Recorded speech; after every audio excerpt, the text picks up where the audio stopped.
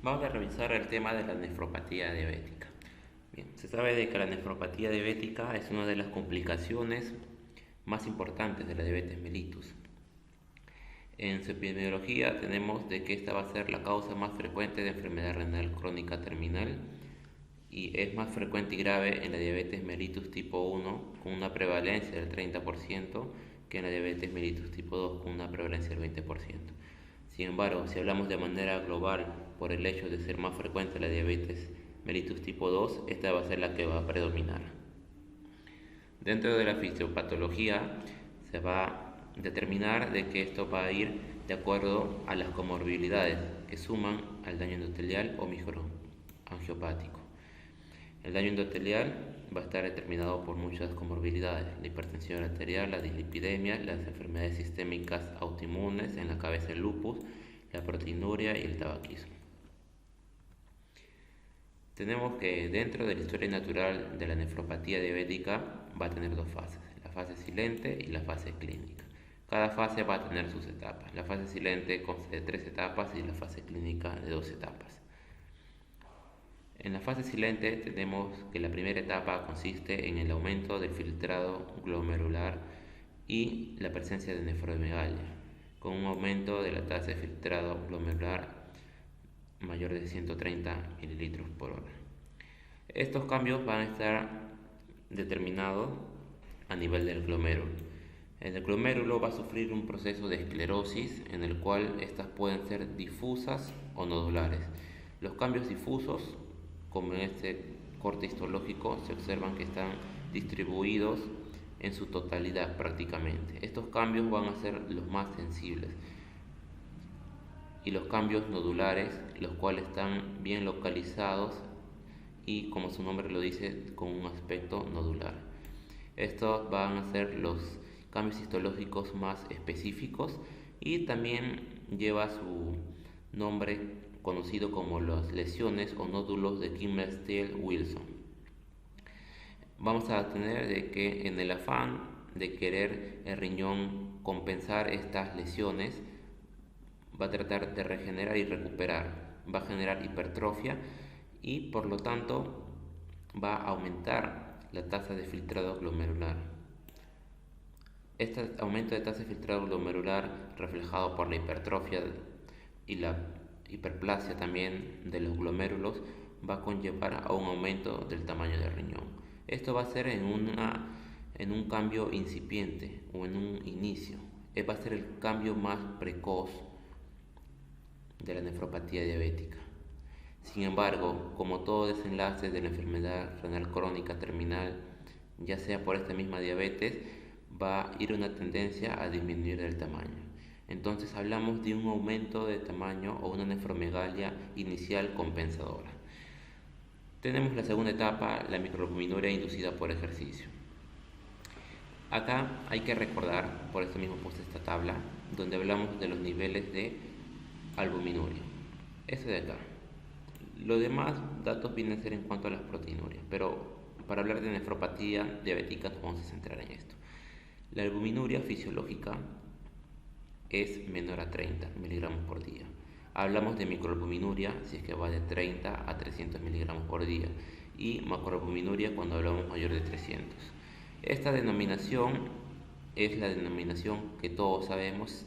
Sin embargo, según la DIGO, está empleando estas denominaciones: a la fisiológica como normal o levemente aumentado, a la microalbuminuria como moderadamente aumentado y a la macroalbuminuria como aumento severo. Estas denominaciones son congruentes de acuerdo a las lesiones que van a presentar, como vamos a ir mencionando.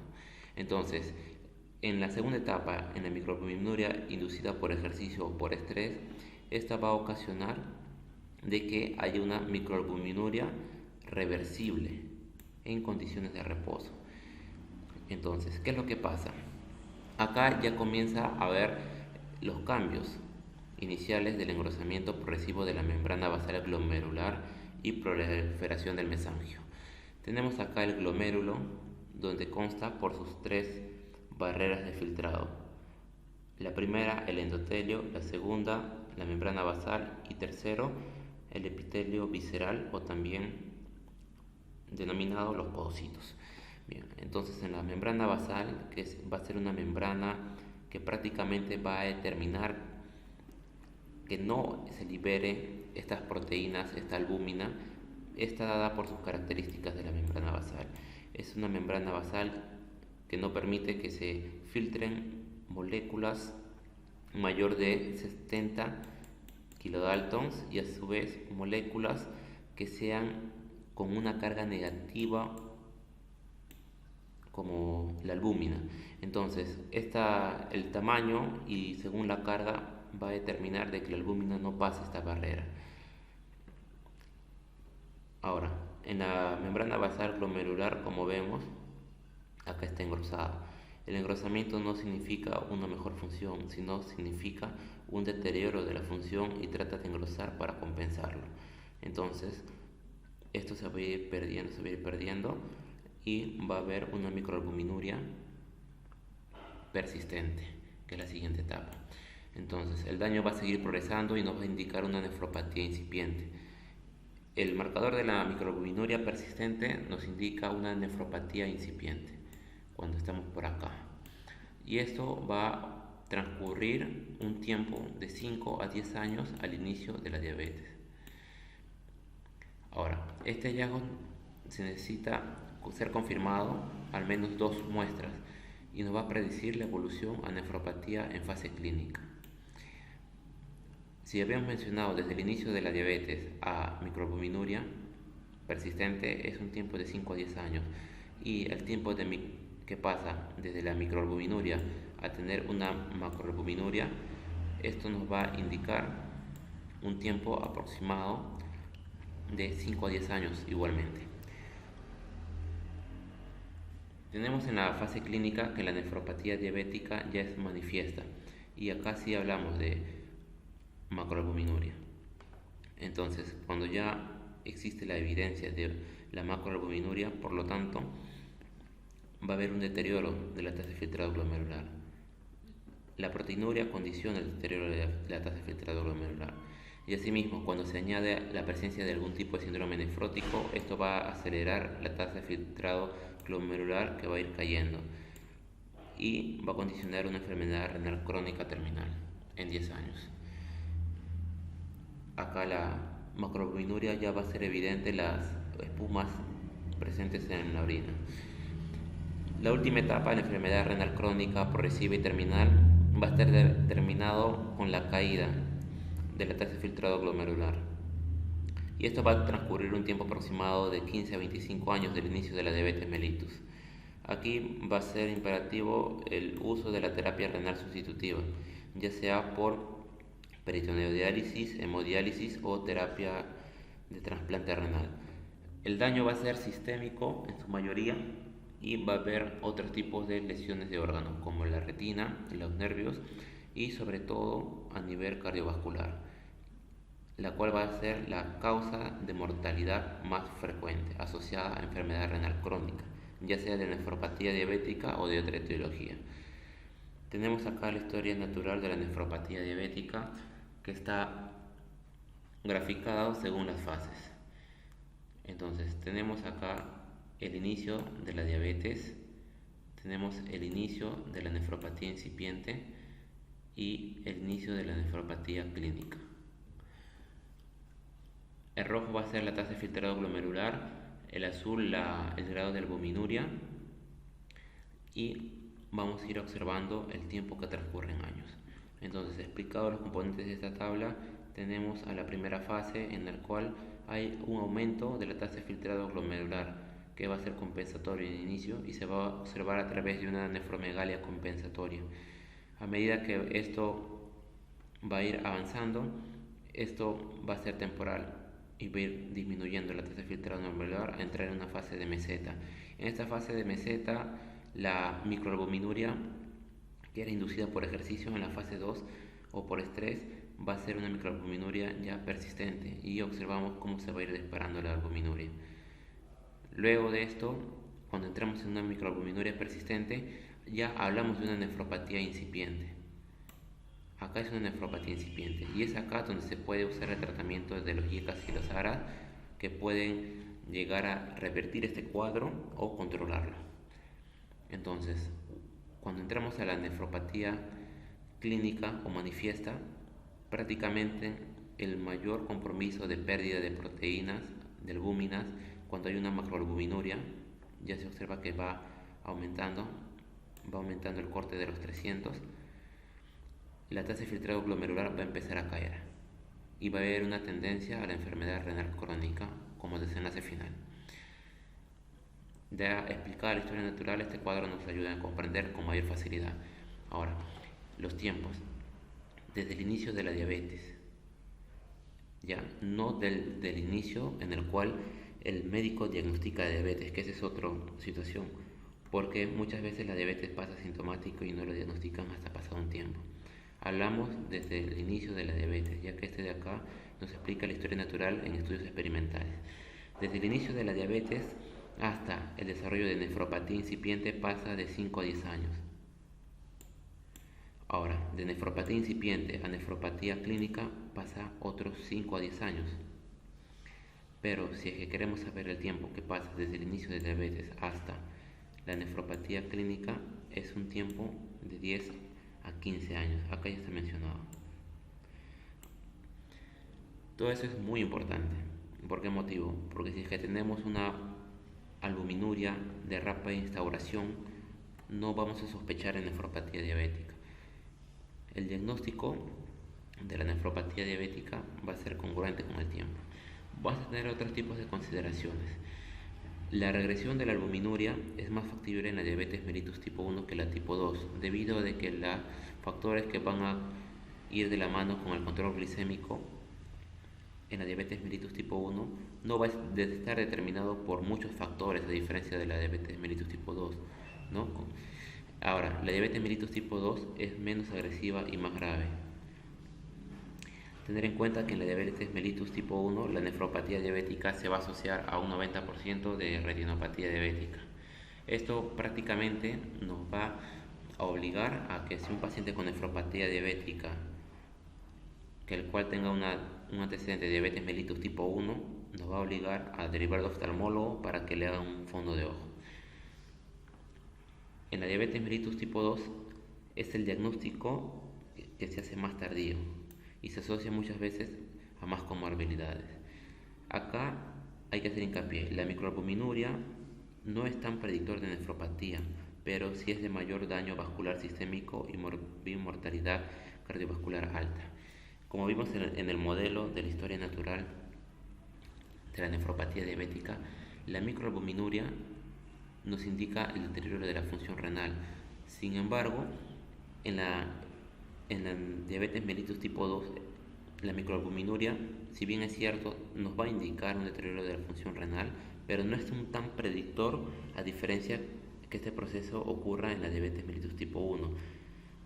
Pero sí nos va a servir la albuminuria para determinar el riesgo de morbimortalidad asociada a enfermedad cardiovascular. Ahora, el diagnóstico va a ser fundamentalmente clínico y laboratorial. El paciente va a tener el antecedente de la diabetes mellitus. La macroalbuminuria va a ser persistente. Va a haber deterioro de la tasa de filtrado glomerular y va a haber un mal control metabólico. Todas esas cosas asociadas y más el tiempo congruente al tiempo, ¿no?, que manifiesta de 10 a 15 años desde el inicio de la diabetes va a determinar el diagnóstico. Ahora, no va a requerir biopsia, salvo excepciones. Las excepciones son la instauración rápida o que se desarrolla en un contexto diferente de esos 10 a 15 años de nefropatía clínica. Una diabetes mellitus tipo 1 con una proteinuria sin retinopatía. Como ya mencionamos, de la diabetes mellitus tipo 1, el hallazgo de una nefropatía diabética en estos pacientes nos obliga a indagar por una retinopatía, y casi siempre, por no decir siempre, lo vas a encontrar. Entonces, si es que no lo hayas, esto nos hace sospechar en otro tipo de lesión renal, como alguna glomerulonefritis, por ejemplo, que sí va a ser necesario biopsiar, pues, ¿no? Entonces, en la evidencia de una enfermedad sistémica, por ejemplo, hablamos de una nefritis lúpica, acompañado de síndrome nefrótico de forma brusca, ¿no? La instauración brusca nos va a hacer sospechar en otras causas. Diabetes mellitus más síndrome nefrótico con espectacular respuesta a tratamiento. Esto nos trata de decir de que hay que ver de que no sea otro tipo de causa como una glomerulonefritis membranosa. En la glomerulonefritis membranosa, que es la principal causa de síndrome nefrótico en el adulto, ya sea por una glomerulonefritis primaria, ¿no? Estas van a tener una respuesta a tratamiento mucho mejor a diferencia de la diabetes mellitus, ¿ya? Ya que la causa de síndrome nefrótico de manera global es la diabetes mellitus, ¿no? O mejor dicho, la nefropatía diabética, ¿ya? Pero estamos hablando de una glomerulonefritis secundaria. Si hablamos de una glomerulonefritis primaria, la causa principal del síndrome nefrótico es la glomerulopatía membranosa del adulto. En cuanto a la prevención, vamos a tener que hay que controlar todas las alteraciones metabólicas. La glicemia con una hemoglobina glicosilada menor de 7%, ese es el objetivo, ya que vamos a ver el promedio de los 3 meses de glucosa. Tomar una glucosa ese mismo día al azar solamente nos va a reflejar la glucosa de ese momento, más no la glucosa de los 3 meses anteriores, que nos evidencia este parámetro de acá. El LDL menor de 100, las dietas va a ser en base a proteínas de calidad de 0.8 a 1 gramo por kilogramo de peso al día. La hipertensión arterial debe ser manejada menor a 130 sobre 180, una dieta restringida en sal. La monitorización de la albuminuria en la diabetes mellitus desde el inicio del diagnóstico y en la diabetes mellitus tipo 1 a los 5 años. ¿Por qué desde el inicio del diagnóstico en la diabetes mellitus tipo 2? Porque va a estar influenciada por muchos tipos de comorbilidades que pueden hacer una evolución torpe. Entonces, en el paciente con diabetes mellitus tipo 2 se le va a estar controlando más minuciosamente. El tratamiento va a ser de la nefropatía incipiente y de la nefropatía clínica. En la nefropatía incipiente, los mecanismos de prevención que ya se mencionaron, y acá se va a agregar los IECA o los ARA2. Los IECA o los ARA2 que van a inhibir el sistema renina-angiotensina-aldosterona. Esos de acá van a, aparte de ser un antihipertensivo, también van a evitar la pérdida de las proteínas.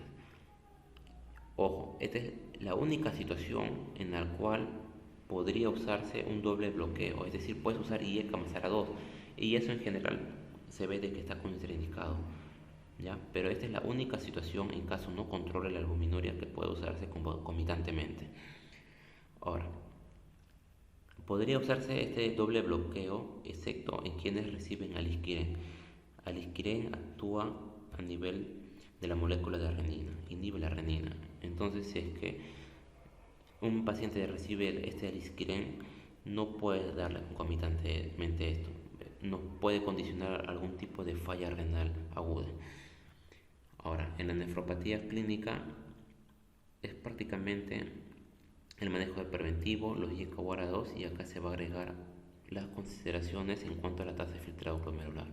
Recordamos que en la nefropatía clínica hay presencia de macroalbuminuria como tal, y acá la tasa de filtrado glomerular va a ir cayendo progresivamente. Entonces, con una tasa de filtrado glomerular menor de 30, va a ser mayor de 30, mejor dicho, el tratamiento de siempre, ¿no? Por ejemplo, si es que el paciente recibía su metformina o su glibenclamida, que siga recibiendo, no hay problema. Pero si es que la tasa de filtrado glomerular comienza a caer y es menor de 30, está contraindicado las biguanidas como la metformina y las sulfonilurias como la glibenclamida. Ahora, a partir de acá, la insulina va a ser la terapia de elección. Sin embargo, se pueden dar otros tipos de hipoglicemiantes que son ajustados de acuerdo a la tasa de filtrado glomerular. Por ejemplo, unas de estas son la sitaglitina. Ahora, cuando tenemos una tasa de filtrado glomerular menor de 15, el tratamiento renal sustitutivo es el de elección prácticamente, ¿no? Prácticamente ese es el tema de la nefropatía diabética.